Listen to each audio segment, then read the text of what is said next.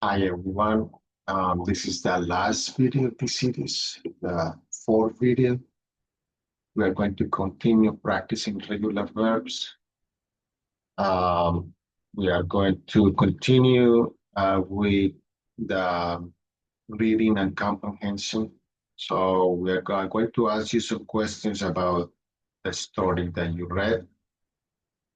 If you haven't watched the last video before this one, please make sure you watch it so you don't get confused about what we are doing today. This is a series of videos, and this is the fourth one. The link to the previous videos here, but you can continue going. You can check our channel for the series of videos related to this video. So if you want to watch the first one, there is more information in the description as well. At the end, we can answer your questions. If you are a student, if you are not, please go to our website at espeg.net. Ok, entonces vamos a continuar. Entonces ahora vamos a practicar la comprensión de lectura.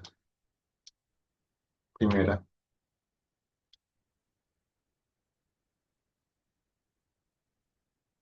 es largo el viaje a la ciudad. Es largo el viaje a la ciudad.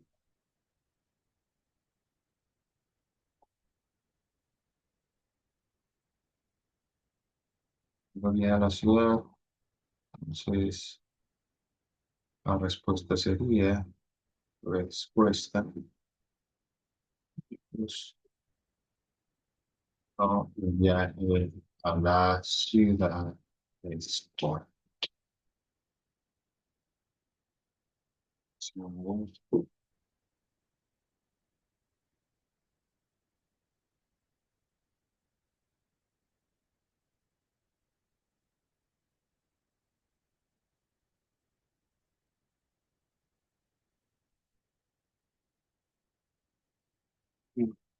No, el viaje a la ciudad es corto.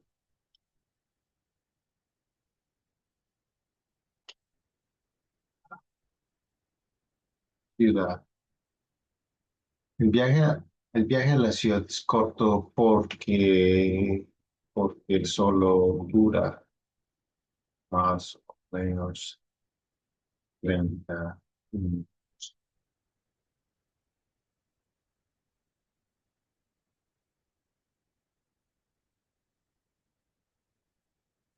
El viaje a la ciudad, no, el viaje a la ciudad es corto porque solo dura más o menos 30 minutos.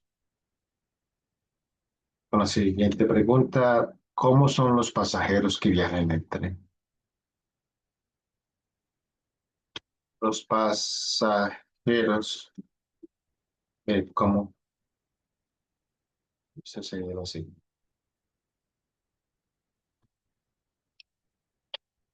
No, los pasajeros que viajan en el tren.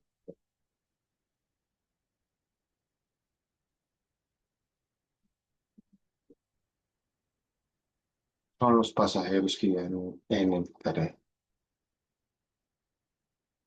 Los pasajeros son personas normales haciendo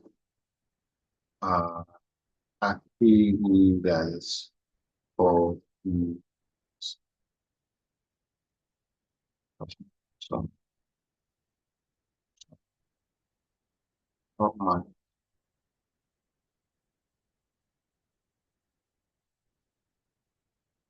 Los pasajeros son personas normales haciendo actividades cotidianas. Con la siguiente, ¿sabe usted si el personaje principal es hombre o una mujer? ¿Cómo sabe usted?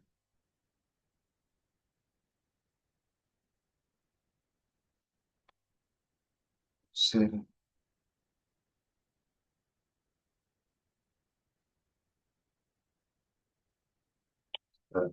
¿Sabe usted si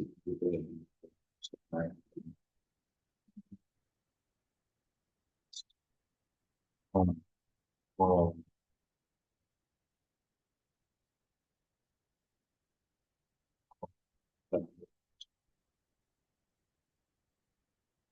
Si el personaje principal es hombre, hombre, ¿cómo sabe usted?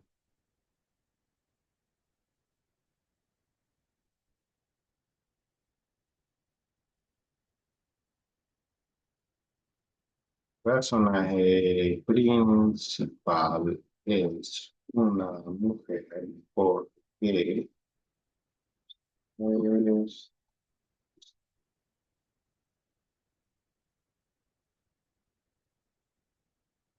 porque en la,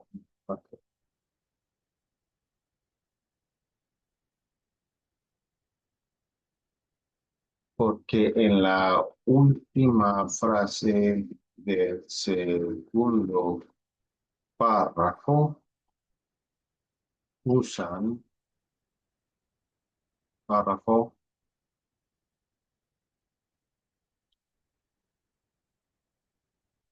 párrafo. La escritora usa el adjetivo sol.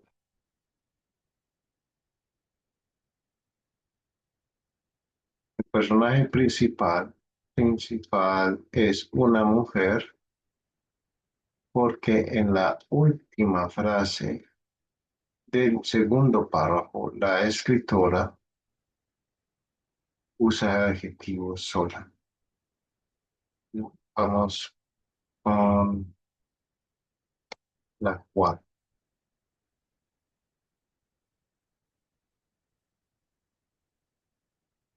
Después de salir de la estación en que empieza el personaje,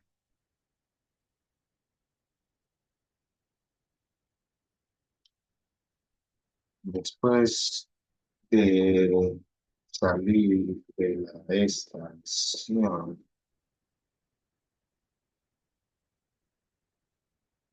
que piensa el verso,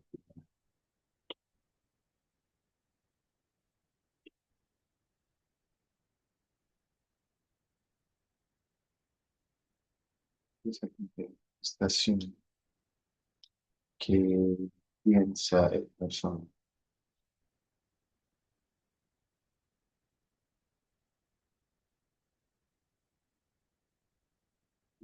piensa el verso.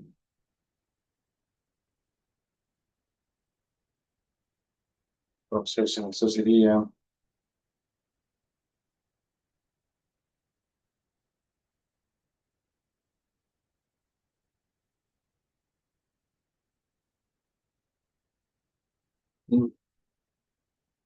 el personaje piensa en todas las posibilidades. El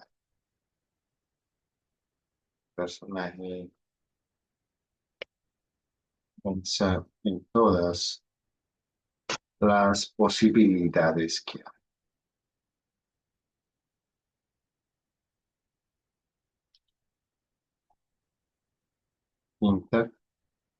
¿Qué decide hacer? ¿Qué decide hacer? ¿Qué decide hacer? La respuesta es, ella decide volver al carón. Ella decide volver. Con la sexta, pasa el personaje mucho tiempo en la ciudad, pasa el personaje mucho tiempo en la ciudad,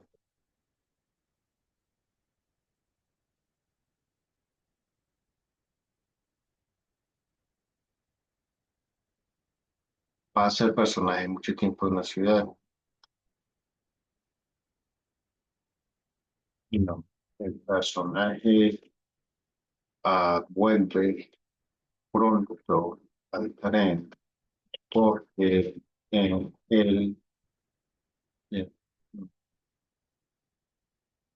personaje vuelve pronto, porque no, el personaje vuelve pronto al tren.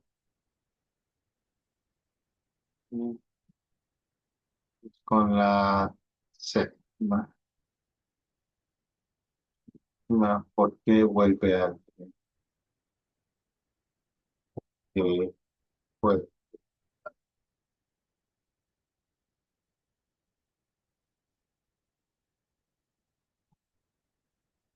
¿por qué vuelve al tren? Respuesta, porque en el tren todo es más, que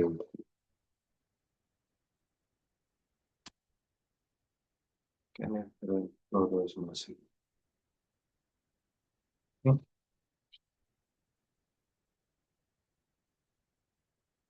So with this exercise, we finish the practice um, related to present tense and irregular verbs. Now we are going to talk about several things. We are going to talk about expressions with the verb ir and verbs that indicate movement. These verbs can be used for transportation, for modes of transportations. These are expressions because in the way we say in Spanish, does you don't say in English, cannot be translated exactly. So these expressions you have to learn by memory. We are going to explain some common mistakes that books have related to the verb ir.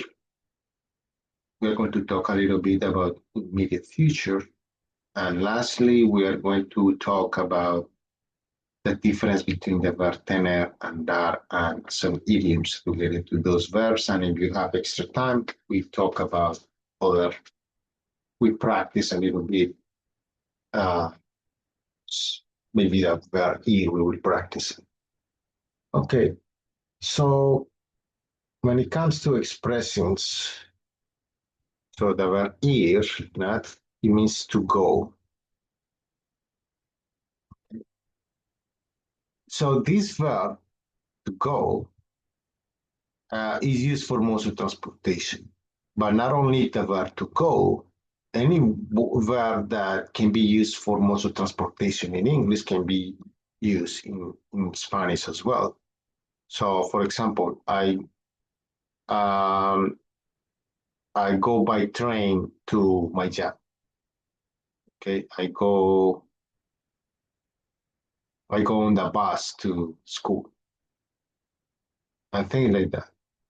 But you can also say, I arrive at school by train, or I arrive, I pass by car through the station. So all these verbs of motion that normally you can use in English, we can also use them in Spanish, but in kind of, it's kind of different. So I'm going to start first with the verb ir. And for most of transportations, mostly for motor vehicles, we use ir plus en. Okay? So ir plus en is mostly used for most of transportation. So I'm going to give you an example. Yo voy en tren a la escuela. Which in English, maybe you don't say exactly the way we say it. Maybe you say, I take the train to school. But in Spanish, you can say, I go by train to school. Okay? So this will be the expression. Okay? And train, so plus mode of transportation, which is this one. The train is a mode of transportation. So Okay,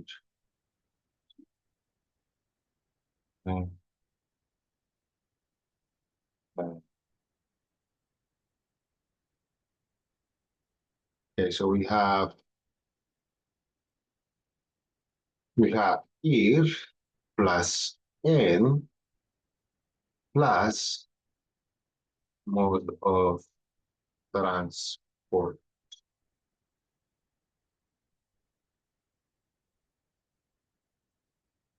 That's the expression.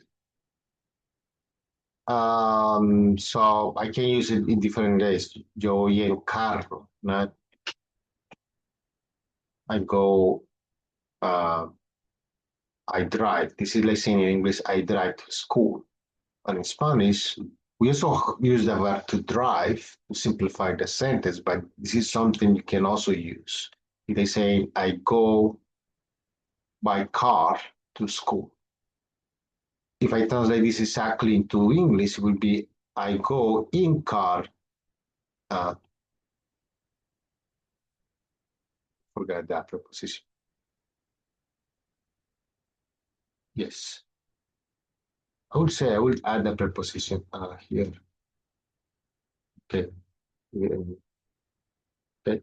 So because it's going from one place to another, the preposition is used to indicate movement. Not always, but in this case, it's used to indicate movement. Okay, from one place to another. So let's put it here as well. Okay. So yo voy en carro a la escuela.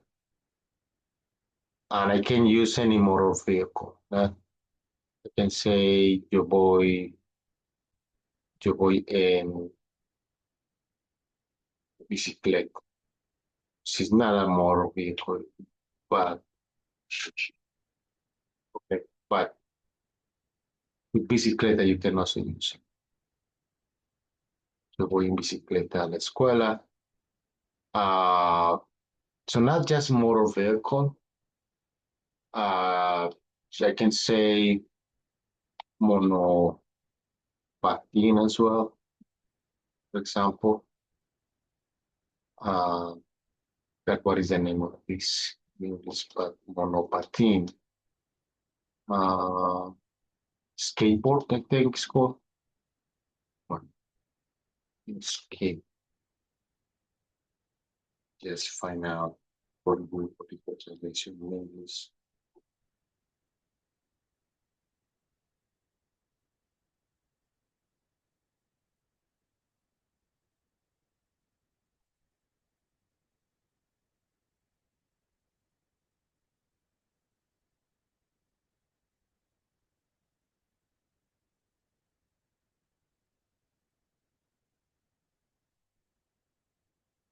The skateboard, yes.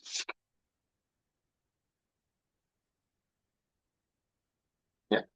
So I go by skateboard to school. So there are many ways to use it. The exception here is when I say I walk to school. Okay? Or like when you want to say I go by foot to school, which is kind of the way we say in Spanish. It will be the exception. This will be the expression. This is, in this case, we are using ir a plus pie. This is a very specific expression, is to say I walk to school. So yo voy a pie a la escuela. This is also used for animals. So, for example, yo voy a caballo. Like say, I ride my horse to the farm. A la finca. Now, these are expressions, if I translate this exactly, it may not make sense in English. So these expressions are things you have to learn by memory. Yo voy a caballo a la finca. I ride my horse to the farm. Okay? Or I ride a horse to the farm. So it's like saying in English, I go by horse to the farm. Now, All of this is basically the same for other verbs of motion, verbs that you use for transportation. For example, yo llego, or I arrive. I arrive acá, yo llego a caballo a la finca. I arrive by horse to the farm. Okay. I can also say yo llego en carro. I arrive by car to the farm. So the difference here is en and the preposition en and the preposition a. The preposition a is to say that you walk to, arrive to by foot. It can also be used. It can also be used for animals when you ride a horse or any other animal. So this plus that, and I'm going to put another version here of this expression, which is animal.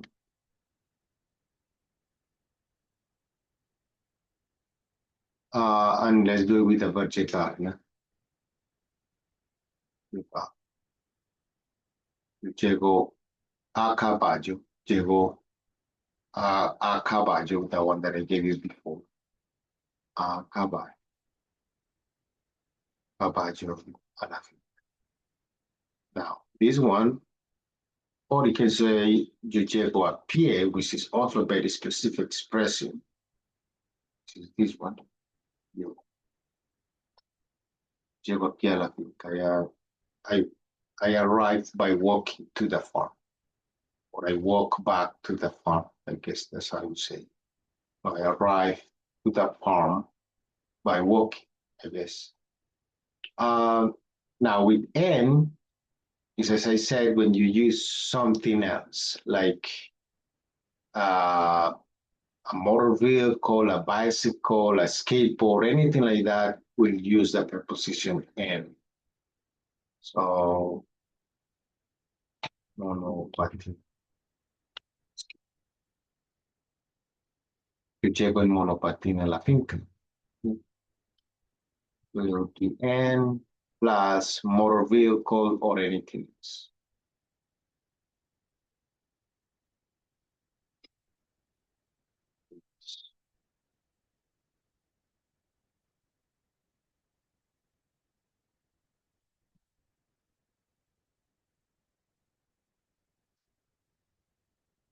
Okay.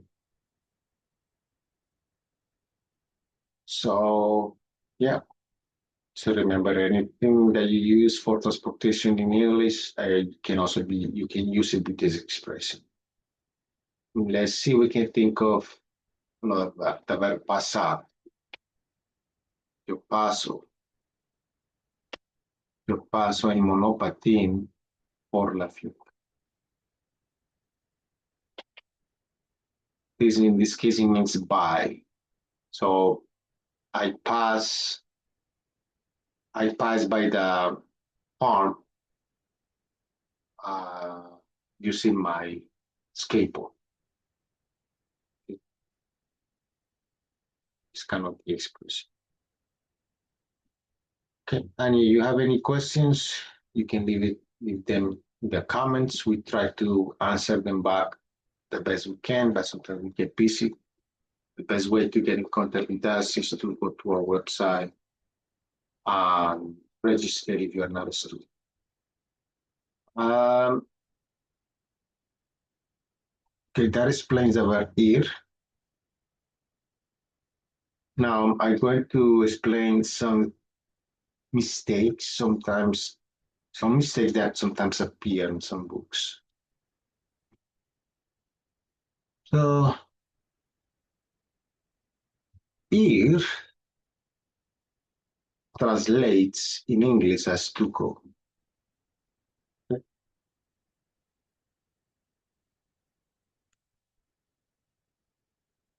Now, this verb can be conjugated as simple present or immediate future. Yeah. If I want to use simple present, I would use it this way. Yo voy Yo voy a casa. Yo voy a la escuela los martes. I go to school on Tuesdays. Okay. I go to school on Tuesdays.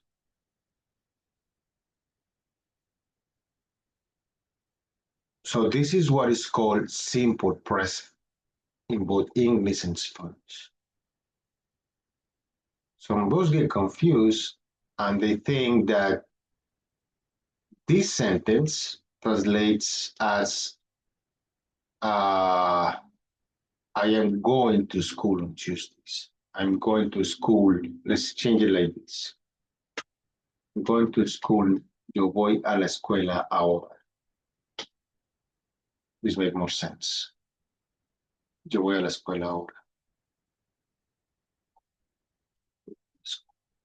Let's simplify it. So some people may think that the translation for this could be I'm going to school versus I go to a school. So this is simple present. Is not progressive tense. I'm going to school is progressive tense, which requires the verb start. Okay. When, 3 days. Okay. So, yo voy a la escuela. This only translates as I go to school. If I want to say I'm going to school, I will say in a different way because this is a different tense. It would be progressive tense. So I want to say I'm going to school, yo diría yo estoy yendo a la escuela. So this is one of the mistakes that some books have. Another mistake that may be common is not precisely a mistake. Some books say that you can use the verb in present tense to talk about the future, which it is correct, but I would call it more not future. I will call it immediate future because the meaning of it is that something is going to happen soon. Otherwise, just explain it, but the idea is that something is going to happen soon. And the formula for this is ir plus a plus the preposition a plus a verb in the infinitive form.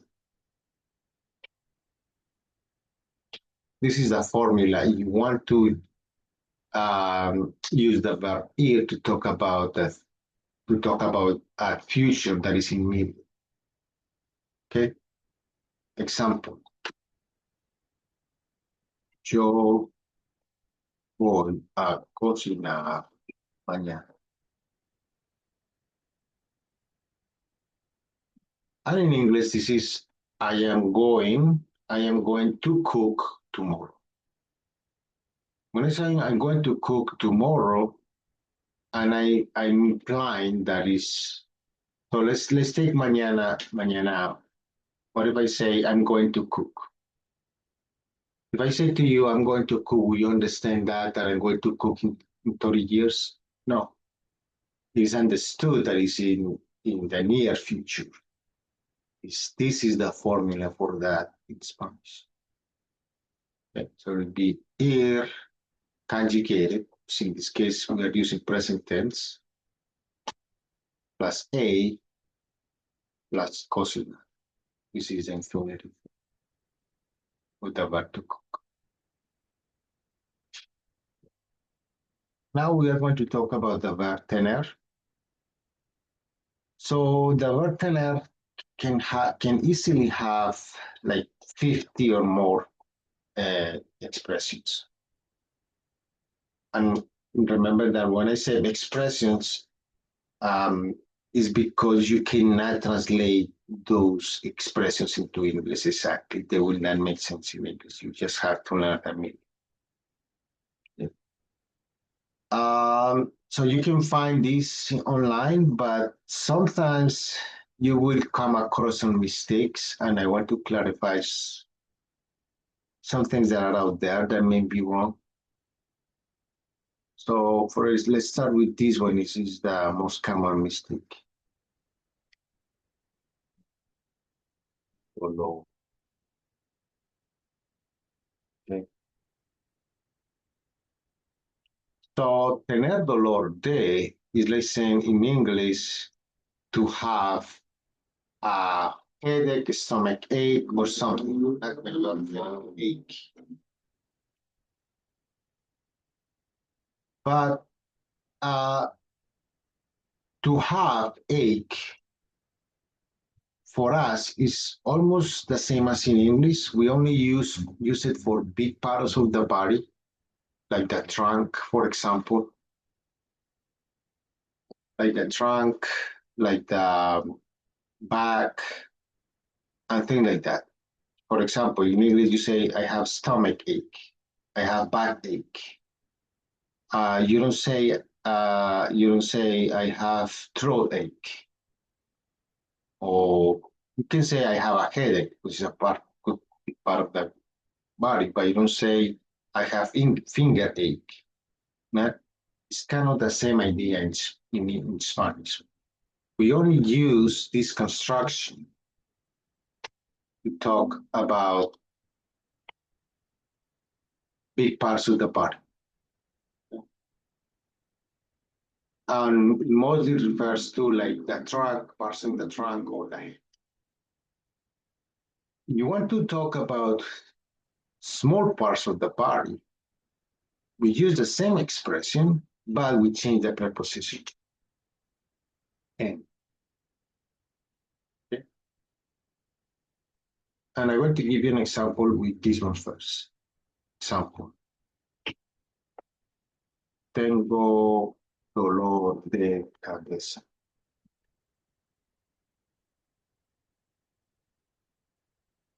Tengo dolor de cabeza. This in English is like saying I have a headache. So pay attention that I'm saying de. I'm not saying de la cabeza. In this case, the articles, any article or any thing that has determined a noun is not needed. You just say de cabeza, that's part of the expression. But what do I want to talk about the small part of the body, the finger. A finger, for example. Yeah, in this case, we change the expression to en. Okay. Will be tengo dolor en un dedo. Now, with this construction, I'm supposed to use an article or something that help describe the noun, that give more meaning to the noun. Normally, articles, it could be a possessive adjective. It needs to make sense. So this in English is like, I have pain on my finger, or my finger aches, or my finger, yeah. I don't have a good idea how you would say in English, but it's like, it's not like the other expression like headache or stomach ache or things like that. But this is the expression you would use for small parts of the body. Now, there are many exceptions to these two rules that I told you. So let's start with exceptions with this one. So one exception for this will be tener dolor de rodilla. In English, you don't say I have knee ache, but we do say that because I'm using the preposition de here. So this is an exception. Rodilla, even though knee is a small part of the body, I'm still using this expression. So this is an exception. Another exception will be Tener dolor de garganta. I think you use it the same in English. Garganta. I have throat ache. It's a thing you do in English. Well, correct me if I'm wrong. But garganta is a very small part of the body, and we still use the. Another one. O tengo dolor de oído. Es por ejemplo, garganta. Uh,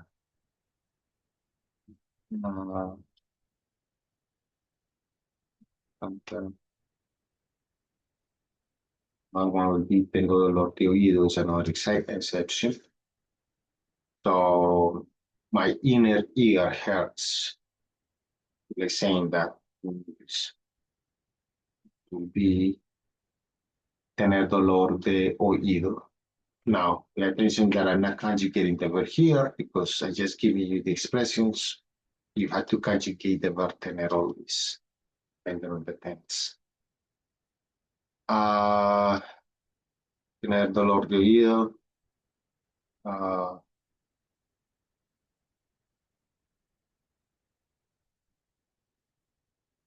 I think those are the most common ones would be. Okay.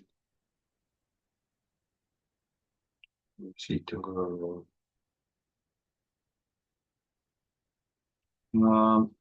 I think I say tengo dolor, and I can't think of anything, any other exceptions for en, tener dolor en.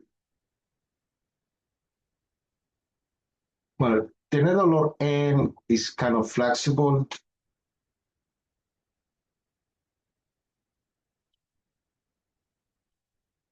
For example, you can say tengo dolor en la espalda. Dolor en el pecho.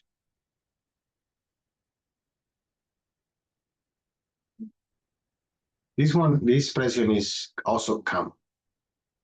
Okay. So let's say I feel pain on my chest. Now remember, this is an expression, it will not translate well into English.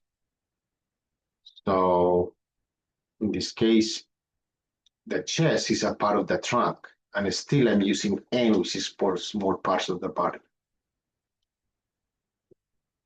Dolor en el pecho. But you can also say tengo dolor de pecho. Dolor de pecho. Dolor de pecho. No, I'm sorry. This one it will be like this. Tengo dolor en el pecho. Remember that this one is another call or something. You just say, for example, tengo dolor en mi pecho.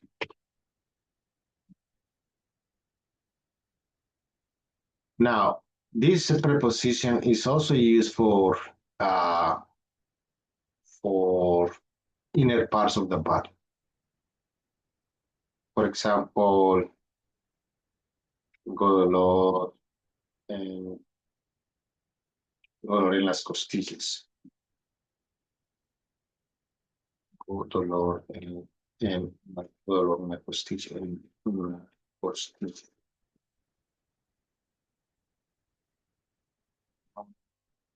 Let's say one of my ribs hurts. Dolor una costilla.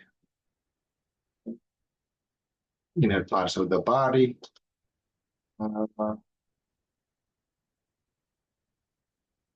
The exception is estómago. With stomach ache is an inner part of the body, but still we use the other expression. Dolor de estómago. Stomach. That inner, there is also another part that goes inside the body, but I'm still using the. So I would say those are the exceptions. Dolor de oído, for example. My inner ear hurts. It's kind of saying that.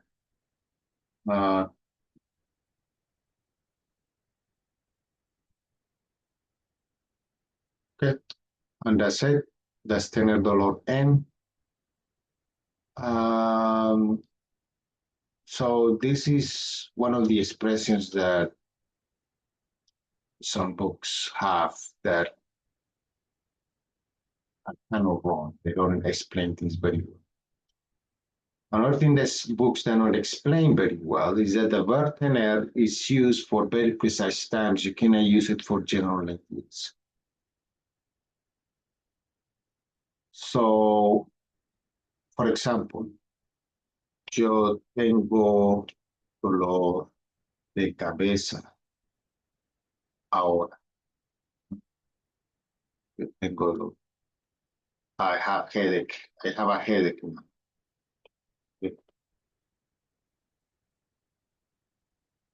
Yo tengo dolor de cabeza ahora. I have a headache now. But what if I say, what if I want to say in Spanish, in winter, my head hurts? In this case, because it's in winter, it's a general idea, it's like in every winter, I cannot use a verb tener here. In this case, I have to use the verb to. Now, this verb is more advanced, it's more advanced than we are learning today, but I'm just going to give you an example. This is what is called a reverse construction verb, which is part of our conversation course, but you can also find online information about reverse construction verbs if you are interested. Or if you want to take classes with us, you can visit our website at espeng.net. All the information is in the description. But if I want to say, in winter, my head hurts. En el invierno, me duele la cabeza. I'm not using the verb tener anymore because I cannot use it for general use. Me duele la cabeza. This is doler, which is a reverse construction verb, which we will, maybe we will have use about this later.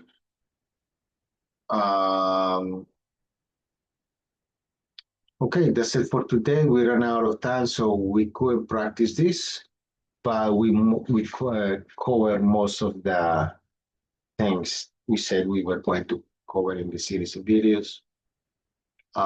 Please watch the videos in order so you understand what we are trying to do. And if you have any questions, please go to our website if you are not a student. And if you are, then you know how to contact us and ask us any questions you have. We try to check the comments, but sometimes we don't have time to answer them. And we apologize about that. Okay, have a good one, everybody. See you next time. I'm Paulo from Español and English Private.